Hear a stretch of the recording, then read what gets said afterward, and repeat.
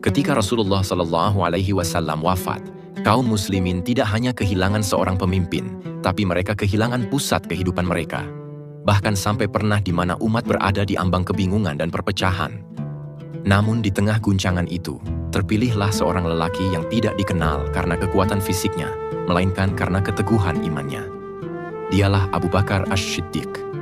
Dalam waktu yang sangat singkat, ia harus menghadapi krisis terbesar dalam sejarah Islam. Kemurtadan, pemberontakan, dan runtuhnya persatuan umat. Sangat ironis sekali jika Anda mengaku sebagai seorang muslim, namun tidak pernah mengenal perjalanan hidup seorang Abu Bakar. Keputusan yang ia ambil bukan hanya menentukan nasib sebuah kota, tetapi menentukan apakah Islam akan tetap berdiri. Ini adalah kisah tentang seorang sahabat Rasulullah yang paling setia dan terpercaya, tentang kepemimpinannya, tentang ketegasannya, dan tentang seorang sahabat yang memikul beban seluruh umat.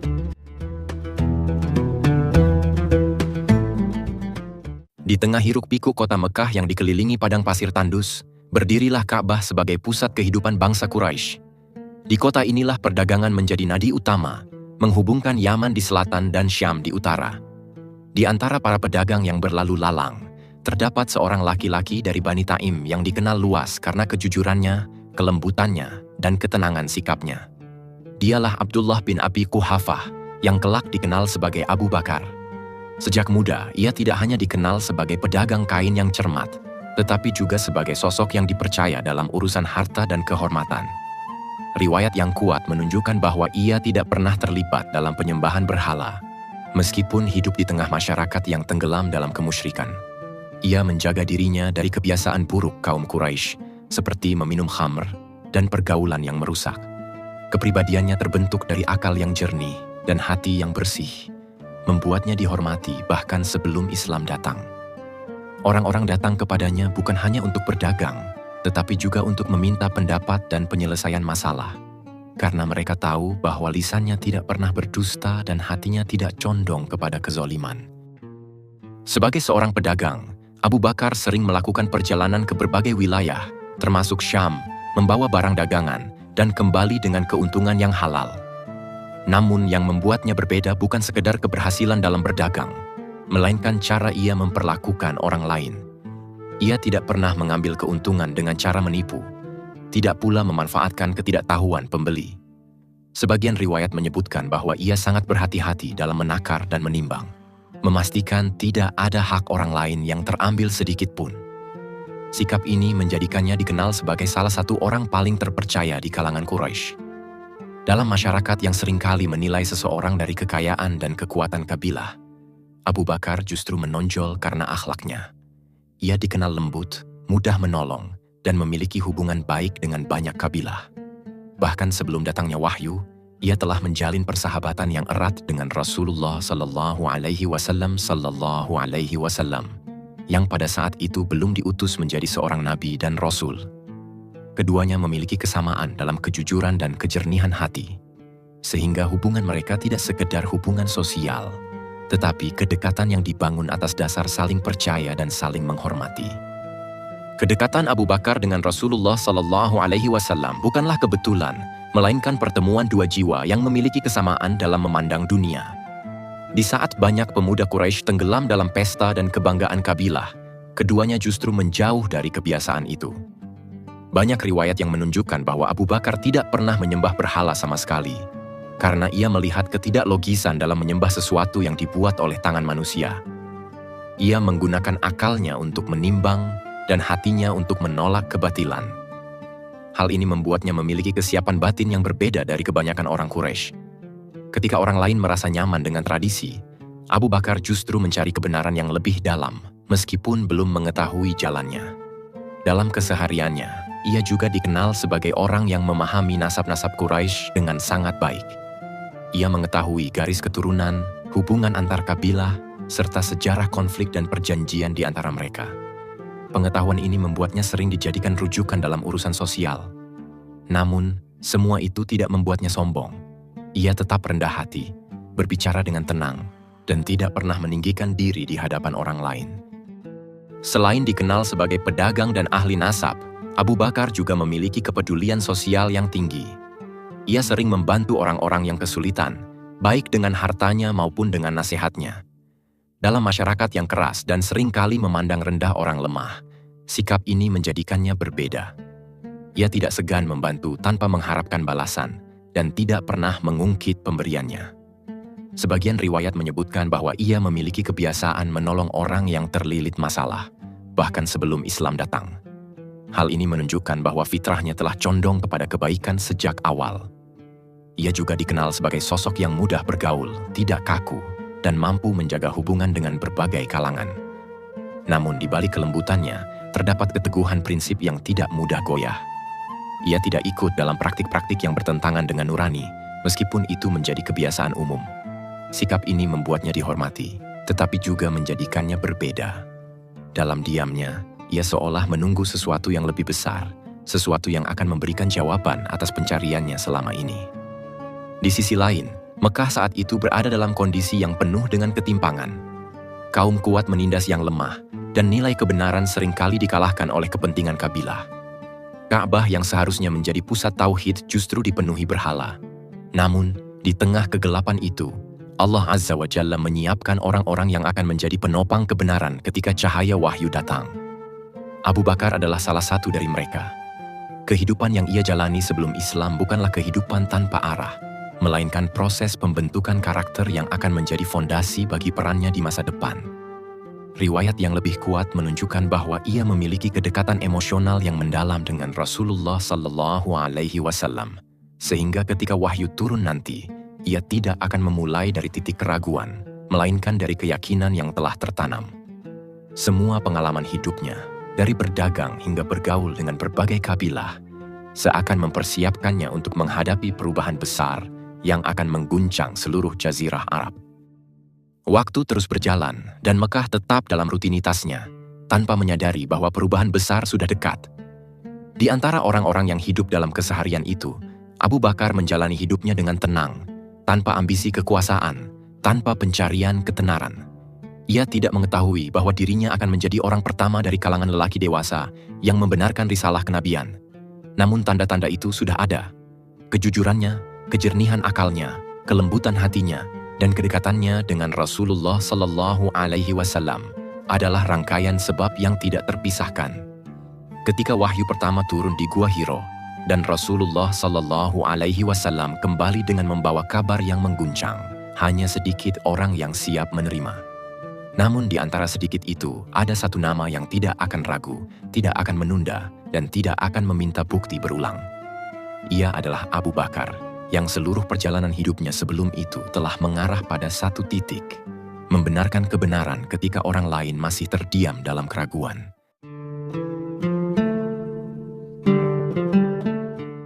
Ketika wahyu pertama turun kepada Rasulullah Sallallahu Alaihi Wasallam di Gua Hiro, Mekah belum memahami apa yang sedang dimulai. Risalah itu datang secara perlahan, dimulai dari orang-orang terdekat yang mengenal beliau dengan sangat baik. Di antara mereka, Abu Bakar adalah sosok yang paling siap menerima. Riwayat yang kuat menunjukkan bahwa ketika Rasulullah Sallallahu Alaihi Wasallam menyampaikan kepadanya tentang kenabian dan wahyu yang turun, Abu Bakar tidak menunjukkan keraguan sedikit pun. Ia tidak meminta bukti tambahan, tidak pula menunda untuk berpikir panjang. Ia langsung membenarkan dengan hati yang lapang dan akal yang jernih. Hal ini bukan karena ia mengikuti tanpa memahami, melainkan karena ia telah mengenal kejujuran Rasulullah Sallallahu Alaihi Wasallam sepanjang hidupnya. Baginya, seseorang yang tidak pernah berdusta kepada manusia, tidak mungkin berdusta atas nama Allah Azza wa Jalla. Keputusan itu menjadi titik balik yang sangat besar, bukan hanya bagi dirinya, tetapi juga bagi perjalanan dakwah Islam. Dalam seketika, ia berpindah dari seorang pedagang Quraisy menjadi seorang mukmin yang siap menanggung resiko besar di tengah masyarakat yang keras menolak perubahan. Keislaman Abu Bakar membawa dampak yang jauh melampaui dirinya sendiri. Dengan kedudukannya yang dihormati dan jaringan sosial yang luas, ia tidak menyimpan keimanan itu untuk dirinya sendiri.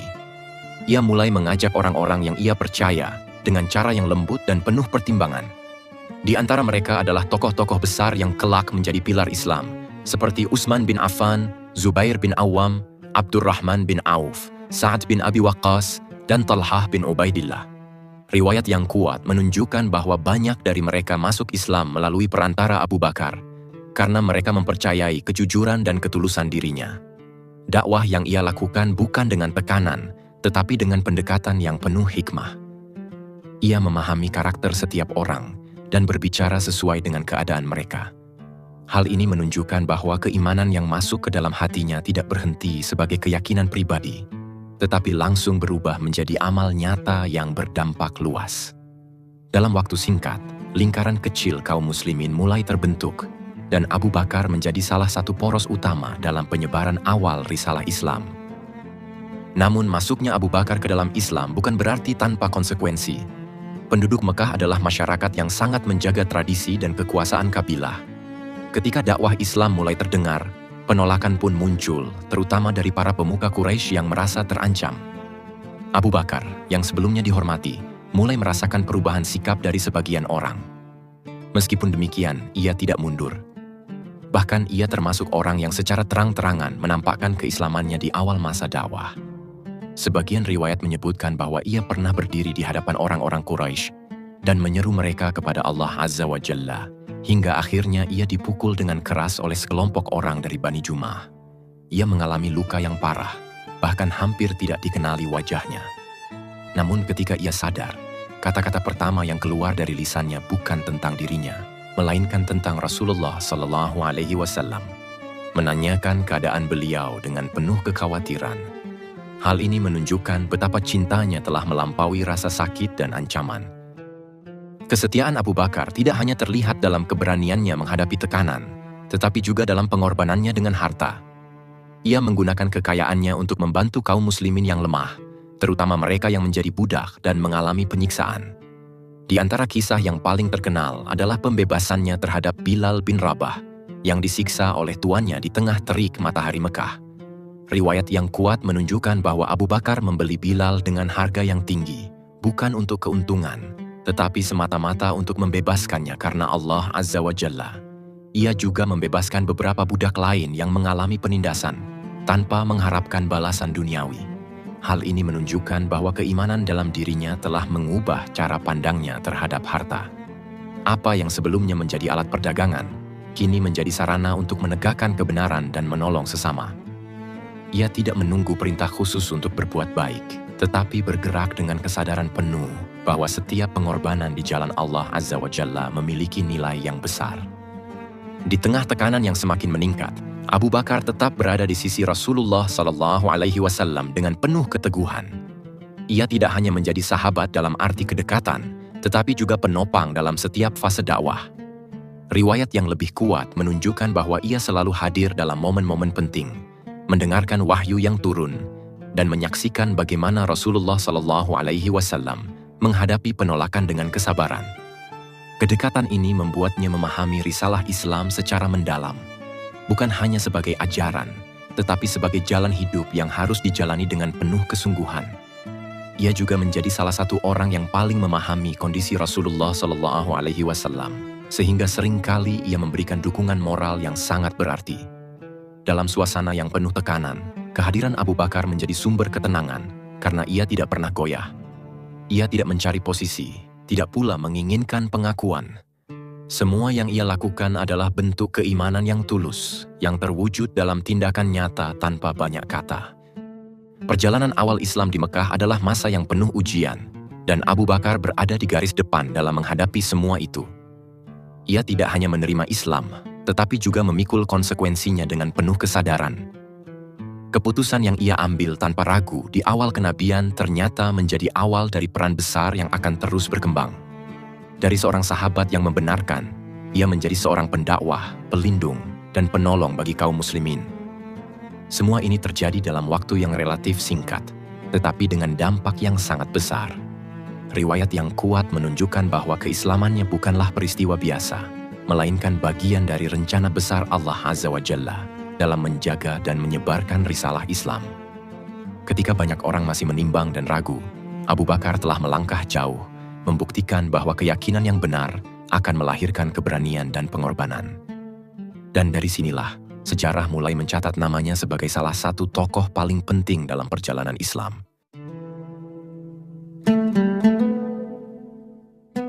Peristiwa Isra dan Mi'raj menjadi salah satu ujian terbesar bagi keimanan kaum muslimin di Mekah. Ketika Rasulullah SAW mengabarkan bahwa dalam satu malam beliau diperjalankan dari Masjidil Haram ke Masjidil Aqsa, lalu diangkat ke langit, sebagian orang Quraisy menjadikannya bahan ejekan. Bahkan di antara orang-orang yang sebelumnya telah menyatakan keimanan, ada yang mulai goyah. Riwayat yang kuat menunjukkan bahwa kabar ini tersebar cepat di Mekah, dan para penentang Islam melihatnya sebagai kesempatan untuk mengguncang keyakinan kaum muslimin. Mereka mendatangi Abu Bakar dengan harapan dapat menemukan keraguan darinya. Mereka berkata kepadanya bahwa sahabatnya mengaku telah melakukan perjalanan yang secara logika manusia terasa sulit diterima. Namun jawaban Abu Bakar tidak berubah, tidak pula goyah. Ia tidak meminta penjelasan panjang, tidak menimbang dengan keraguan. Ia justru berkata dengan tegas bahwa jika Rasulullah SAW yang mengatakan hal itu, maka itu pasti benar. Baginya, mempercayai berita dari langit jauh lebih mudah daripada meragukan orang yang selama ini tidak pernah berdusta. Jawaban Abu Bakar bukan sekedar reaksi spontan, melainkan cerminan dari keyakinan yang telah mengakar kuat dalam dirinya. Ia memahami bahwa risalah yang dibawa Rasulullah SAW bukanlah sesuatu yang tunduk pada batasan akal manusia semata. Riwayat yang lebih kuat menunjukkan bahwa setelah bertemu langsung dengan Rasulullah SAW, Abu Bakar tetap membenarkan seluruh peristiwa tersebut tanpa sedikit pun keraguan. Bahkan ketika Rasulullah SAW menjelaskan secara rinci tentang perjalanan itu, termasuk gambaran Masjidil Aqsa, Abu Bakar semakin yakin. Ia tidak mencari celah untuk meragukan, melainkan semakin menguatkan keimanannya. Sikap inilah menjadikannya berbeda dari banyak orang pada saat itu. Di tengah gelombang keraguan yang melanda sebagian kaum muslimin, Abu Bakar justru menjadi titik keteguhan. Dari sinilah ia mendapatkan gelar Asy-Syiddiq yang berarti orang yang sangat membenarkan. Rasulullah SAW sendiri yang memberikan gelar ini kepada Abu Bakar. Gelar ini bukan sekedar sebutan, tetapi pengakuan atas kualitas iman yang tidak mudah terguncang oleh ujian sebesar apapun. Peristiwa ini juga menunjukkan perbedaan mendasar antara keimanan yang dibangun di atas keyakinan yang kokoh dan keimanan yang masih bergantung pada logika semata. Banyak orang Quraisy yang menolak karena mereka menimbang dengan ukuran dunia yang terbatas.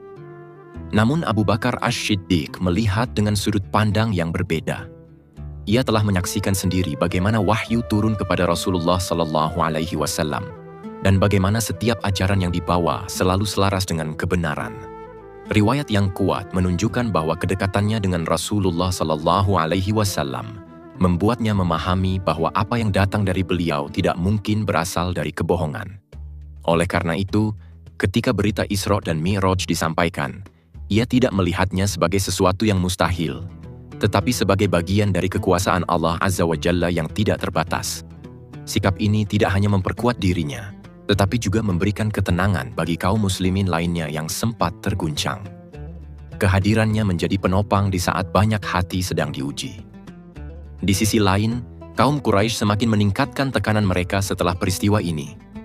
Mereka merasa bahwa dakwah Islam semakin kuat, dan keberadaan orang-orang seperti Abu Bakar menjadi penghalang bagi upaya mereka untuk menghentikan penyebaran Islam. Namun tekanan itu tidak membuat Abu Bakar mundur. Justru sebaliknya, ia semakin menunjukkan keteguhan dan keberanian. Ia tetap berada di sisi Rasulullah SAW, mendukung setiap langkah dakwah dengan penuh kesetiaan. Banyak riwayat yang menunjukkan bahwa dalam berbagai kesempatan, Abu Bakar menjadi orang yang paling siap untuk membela Rasulullah SAW, baik dengan kata-kata maupun tindakan. Ia tidak mencari keselamatan pribadi, tetapi lebih mengutamakan keselamatan risalah yang dibawa oleh Nabi.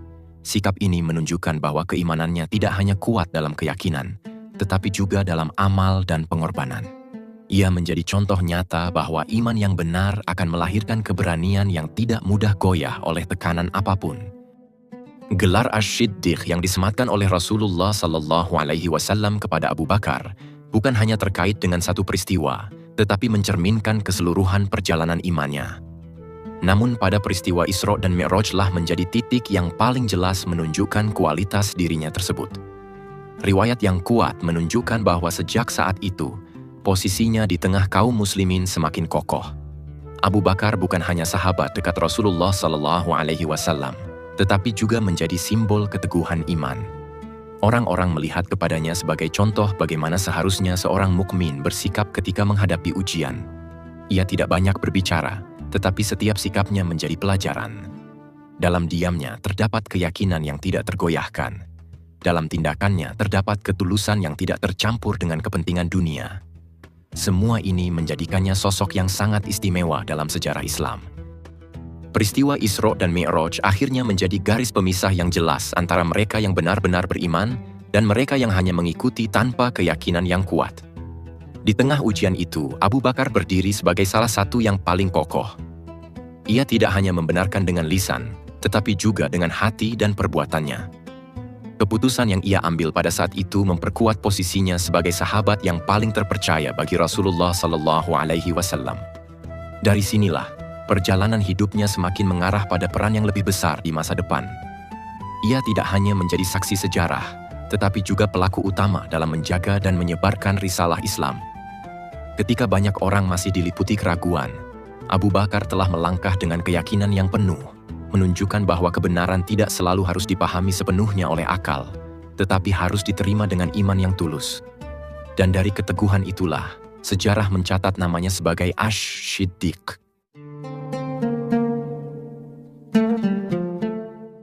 Ketika tekanan kaum Quraisy mencapai puncaknya dan rencana pembunuhan terhadap Rasulullah SAW mulai disusun, perintah hijrah pun datang sebagai jalan keselamatan sekaligus awal dari fase baru dakwah Islam. Malam itu, Rasulullah SAW keluar dari rumahnya dengan penuh kehati-hatian, sementara para pemuda Quraisy telah mengepung dengan niat membunuh. Dalam peristiwa yang penuh ketegangan itu, Abu Bakar telah lebih dahulu bersiap, karena ia telah lama berharap dapat menemani Rasulullah SAW dalam perjalanan besar ini. Riwayat yang kuat menunjukkan bahwa ketika Rasulullah SAW mendatanginya dan memberitahukan perintah hijrah, Abu Bakar menangis. Bukan karena takut, tetapi karena kebahagiaan dapat menjadi sahabat dalam perjalanan tersebut. Ia telah menyiapkan 2 ekor unta dan berbagai perlengkapan, menandakan bahwa ia telah lama mempersiapkan dirinya untuk momen ini. Keputusan untuk menemani Rasulullah SAW bukanlah keputusan ringan, karena itu berarti menghadapi ancaman nyata dari seluruh Quraisy. Namun bagi Abu Bakar, keselamatan Rasulullah SAW jauh lebih penting daripada keselamatan dirinya sendiri. Ia memilih untuk berada di garis paling berbahaya demi menjaga orang yang paling ia cintai. Perjalanan hijrah tidak langsung menuju Madinah, tetapi dimulai dengan arah yang tidak biasa, yaitu ke selatan menuju Gua Tsur, sebagai strategi untuk menghindari kejaran Quraisy. Di dalam gua yang sempit dan gelap itulah, Rasulullah SAW dan Abu Bakar bersembunyi selama beberapa hari. Riwayat yang lebih kuat menunjukkan bahwa Abu Bakar memasuki gua terlebih dahulu untuk memastikan tidak ada bahaya di dalamnya. Ia menutup lubang-lubang yang ada dengan kainnya, bahkan dengan tubuhnya sendiri, agar tidak ada sesuatu yang membahayakan Rasulullah SAW. Ketika mereka berada di dalam gua, situasi menjadi sangat menegangkan, karena para pencari jejak Quraisy berhasil mendekat hingga berada tepat di atas gua. Dalam kondisi seperti itu, Abu Bakar merasakan kekhawatiran yang sangat besar, bukan untuk dirinya, tetapi untuk Rasulullah SAW. Ia berkata bahwa jika salah satu dari mereka melihat ke bawah, maka mereka akan ditemukan. Namun Rasulullah SAW menenangkannya dengan kalimat yang penuh keyakinan bahwa Allah Azza wa Jalla bersama mereka. Kalimat itu bukan sekedar penghibur, tetapi penegasan bahwa perlindungan Allah Azza wa Jalla lebih kuat daripada ancaman manusia. Di dalam Gua Tsur, waktu seakan berjalan lambat, sementara ancaman di luar terus mengintai. Diriwayatkan bahwa selama mereka bersembunyi, berbagai upaya dilakukan untuk menjaga keamanan. Asma binti Abu Bakar mengantarkan makanan dengan penuh keberanian, sementara Abdullah bin Abu Bakar menyampaikan informasi tentang keadaan Quraisy di Mekah. Di sisi lain, seorang penggembala menggiring kambingnya untuk menghapus jejak yang mungkin mengarah ke gua. Semua ini menunjukkan bahwa hijrah bukan hanya perjalanan fisik, tetapi juga rangkaian ikhtiar yang disusun dengan penuh perhitungan. Di tengah semua itu, Abu Bakar terus berada di sisi Rasulullah Shallallahu Alaihi Wasallam, menjaga dan melayani dengan penuh perhatian. Ia tidak tidur dengan tenang, selalu waspada terhadap kemungkinan bahaya. Bahkan dalam kondisi sempit dan terbatas, ia tetap menunjukkan ketenangan yang lahir dari keyakinan. Perannya dalam peristiwa ini bukan hanya sebagai pendamping, tetapi sebagai pelindung yang siap mengorbankan segalanya. Ketegangan mencapai puncaknya ketika para pengejar benar-benar berada di atas gua. Dalam kondisi seperti itu, jarak antara keselamatan dan kematian terasa sangatlah tipis. Namun riwayat yang lebih kuat menunjukkan bahwa Allah Azza wa Jalla menjaga mereka dengan cara yang tidak disangka-sangka. Sebagian riwayat menyebutkan adanya sarang laba-laba dan burung di mulut gua, yang membuat para pengejar mengira bahwa tidak mungkin ada seseorang di dalamnya. Terlepas dari rincian peristiwa tersebut, yang pasti adalah bahwa mereka tidak ditemukan, meskipun posisi mereka sangat dekat dengan bahaya. Dalam momen ini, keimanan Abu Bakar diuji pada tingkat yang sangat tinggi. Ia berada dalam situasi di mana usaha manusia telah mencapai batasnya, dan yang tersisa hanyalah tawakal kepada Allah Azza wa Jalla. Ia menyaksikan langsung bagaimana pertolongan Allah Azza wa Jalla datang pada saat yang paling genting. Pengalaman ini tidak hanya memperkuat imannya, tetapi juga menjadi bukti nyata bahwa Allah Azza wa Jalla menjaga Rasul-Nya dan orang-orang yang bersamanya. Setelah beberapa hari berlalu dan keadaan mulai aman, perjalanan hijrah pun dilanjutkan menuju Madinah. Abu Bakar tetap setia mendampingi Rasulullah Shallallahu Alaihi Wasallam sepanjang perjalanan, menghadapi panasnya padang pasir dan kemungkinan bahaya di setiap langkah. Riwayat yang kuat menunjukkan bahwa dalam perjalanan itu, Abu Bakar sering berjalan di depan, kemudian di belakang, lalu di samping Rasulullah Shallallahu Alaihi Wasallam, sebagai bentuk kewaspadaan terhadap kemungkinan ancaman dari berbagai arah. Ia tidak pernah merasa lelah dalam menjaga, karena yang ia jaga bukan sekedar seorang sahabat, tetapi Rasul Allah Azza wa Jalla yang membawa risalah besar. Setiap langkah yang ia ambil adalah bagian dari pengorbanan yang tulus. Ia tidak mencari penghargaan, tidak pula mengharapkan balasan dari manusia. Semua yang ia lakukan adalah karena keimanan yang telah mengakar kuat dalam dirinya. Perjalanan ini menjadi salah satu bukti paling nyata dari kesetiaannya yang tidak tergoyahkan. Peristiwa bersejarah di Gua Tsur ini telah menjadi salah satu momen paling penting dalam sejarah Islam, dan Abu Bakar berada tepat di jantung peristiwa itu. Ia tidak hanya menyertai Rasulullah Shallallahu Alaihi Wasallam, tetapi juga menunjukkan kualitas iman yang luar biasa dalam kondisi yang paling genting. Dari dalam gua yang sempit itu, lahirlah pelajaran besar tentang kepercayaan kepada Allah Azza wa Jalla, keberanian dalam menghadapi bahaya, dan kesetiaan yang tidak mengenal batas. Dalam suatu riwayat menunjukkan bahwa kebersamaan Abu Bakar dan Rasulullah Shallallahu Alaihi Wasallam dalam peristiwa ini diabadikan dalam Al-Quran sebagai salah satu tanda keutamaan Abu Bakar. Ia menjadi satu-satunya sahabat yang menemani Rasulullah Shallallahu Alaihi Wasallam dalam perjalanan hijrah yang penuh risiko. Dari sinilah posisinya sebagai sahabat yang paling dekat dan paling terpercaya semakin jelas. Dan dari gua yang gelap itu pula, cahaya Islam mulai bergerak menuju fase baru yang akan mengubah sejarah dunia. Singkat cerita, takdir Allah yang menetapkan wafatnya Rasulullah Sallallahu Alaihi Wasallam menjadi pukulan yang sangat besar bagi kaum muslimin. Kota Madinah diliputi kesedihan yang mendalam, hingga sebagian sahabat tidak mampu menerima kenyataan tersebut. Dalam kondisi yang penuh guncangan itu, Abu Bakar tampil dengan ketenangan yang luar biasa. Riwayat yang kuat menunjukkan bahwa ketika ia memastikan wafatnya Rasulullah Sallallahu Alaihi Wasallam, ia keluar menemui manusia dan mengingatkan mereka dengan kalimat yang tegas bahwa siapa yang menyembah Rasulullah Sallallahu Alaihi Wasallam, maka Rasulullah Sallallahu Alaihi Wasallam telah wafat. Dan siapa yang menyembah Allah Azza wa Jalla, maka Allah Azza wa Jalla maha hidup dan tidak akan mati. Ucapannya bukan sekedar penghiburan, tetapi penegasan akidah yang mengembalikan kaum muslimin kepada pondasi iman yang benar. Dalam seketika, suasana yang sebelumnya dipenuhi keguncangan mulai kembali terkendali. Namun di balik ketenangan itu, tantangan yang jauh lebih besar telah menanti. Kabilah-kabilah Arab mulai menunjukkan tanda-tanda pembangkangan. Sebagian menolak membayar zakat, dan sebagian lainnya bahkan keluar dari Islam. umat Islam berada di ambang perpecahan yang sangat berbahaya. Setelah dibaiat sebagai khalifah, Abu Bakar Ash-Shiddiq langsung dihadapkan pada situasi yang sangat genting. Sebagian kabilah beranggapan bahwa kewajiban zakat hanya berlaku selama Rasulullah SAW masih hidup, sehingga mereka menolak untuk menunaikannya kepada pemerintahan Madinah. Di sisi lain, muncul pula orang-orang yang mengaku sebagai nabi, menyesatkan banyak pengikut dan memperkeruh keadaan. Riwayat yang kuat menunjukkan bahwa sebagian sahabat awalnya mengusulkan agar Abu Bakar bersikap lebih lunak, mengingat kondisi umat yang masih lemah setelah kehilangan Rasulullah SAW. Namun Abu Bakar mengambil sikap yang tegas. Ia menyatakan bahwa ia akan memerangi siapa saja yang membedakan antara salat dan zakat, karena keduanya merupakan kewajiban yang tidak dapat dipisahkan. Sikap ini bukan didasarkan pada emosi, tetapi pada pemahaman yang kuat terhadap ajaran Islam.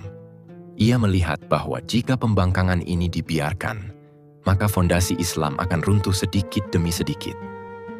Keputusan Abu Bakar untuk memerangi kaum yang menolak zakat dan para nabi palsu bukanlah keputusan yang mudah.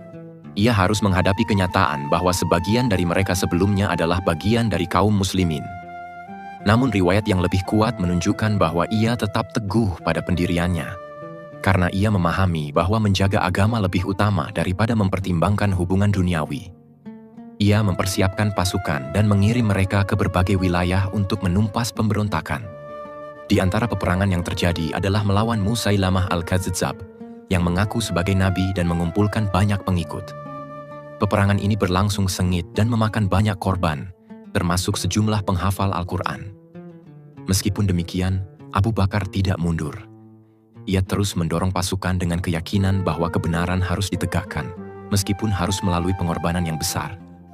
Keputusan ini menjadi titik balik yang sangat penting dalam menjaga keutuhan umat Islam.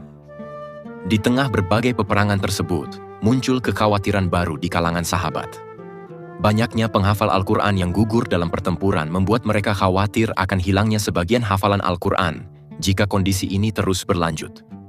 Riwayat yang kuat menunjukkan bahwa Umar bin Khattab mengusulkan kepada Abu Bakar agar Al-Quran dikumpulkan dalam satu mushaf. Awalnya Abu Bakar merasa ragu karena hal tersebut tidak dilakukan pada masa Rasulullah SAW. Namun setelah mempertimbangkan maslahat yang besar, ia akhirnya menyetujui usulan tersebut. Ia menunjuk Zaid bin Thabit untuk memimpin proses pengumpulan Al-Quran dengan metode yang sangat hati-hati dan teliti. Setiap ayat dikumpulkan dari hafalan para sahabat dan catatan yang ada, dengan memastikan keabsahannya melalui saksi yang terpercaya. Proses ini menjadi salah satu langkah paling penting dalam menjaga kemurnian Al-Quran hingga generasi berikutnya. Tapi jangan Anda salah memahami. Pada zaman kekhalifahan Abu Bakar, Al-Quran hanya dikumpulkan catatan-catatannya saja.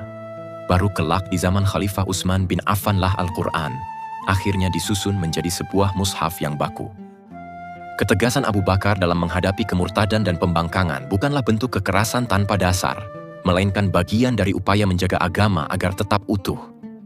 Ia memahami bahwa jika umat dibiarkan terpecah, maka Islam akan kehilangan kekuatannya. Riwayat yang lebih kuat menunjukkan bahwa dalam setiap keputusan yang ia ambil, ia selalu berpegang pada prinsip-prinsip yang diajarkan oleh Rasulullah SAW. Ia tidak bertindak berdasarkan kepentingan pribadi, tetapi semata-mata untuk menjaga amanah yang telah diwariskan. Sikap ini membuatnya mampu menghadapi tekanan yang sangat besar dengan ketenangan. Ia tidak tergesa-gesa, tetapi juga tidak menunda ketika kebenaran harus ditegakkan. Dalam kepemimpinannya, terlihat keseimbangan antara kelembutan dan ketegasan, antara kasih sayang dan keadilan. Semua itu menjadikannya pemimpin yang mampu membawa umat Islam melewati masa paling sulit dalam sejarah mereka. Masa kekhalifahan Abu Bakar memang tidak berlangsung lama, namun dampaknya sangat besar bagi kelangsungan Islam. Dalam waktu yang singkat, ia berhasil menumpas pemberontakan, mengembalikan stabilitas, dan menjaga keutuhan umat. Riwayat yang kuat menunjukkan bahwa, tanpa ketegasan yang ia tunjukkan, umat Islam mungkin akan terpecah dan kehilangan arah setelah wafatnya Rasulullah SAW. Ia telah membuktikan bahwa kepemimpinan bukan hanya tentang kekuasaan, tetapi tentang tanggung jawab yang besar terhadap agama dan umat. Dari seorang sahabat yang setia, ia kini menjadi pemimpin yang memikul beban seluruh umat Islam. Dan dalam setiap langkahnya, ia tetap menunjukkan keikhlasan yang sama seperti ketika pertama kali memeluk Islam. Dari masa yang penuh kegelapan itu, ia membawa umat menuju cahaya, memastikan bahwa risalah Islam tetap berdiri kokoh di tengah berbagai ujian yang datang silih berganti.